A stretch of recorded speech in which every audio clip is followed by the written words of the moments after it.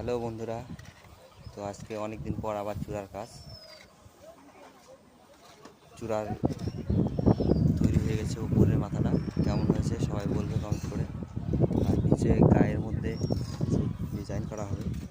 তো আজকে অনেক দিন পরে আসলাম, মাথা টাচা উপরে তুলে নিয়ে আবার শুরু করলাম কাজ। তো আমাদের কাজ কেমন হচ্ছে তোমরা দেখতে থাকো।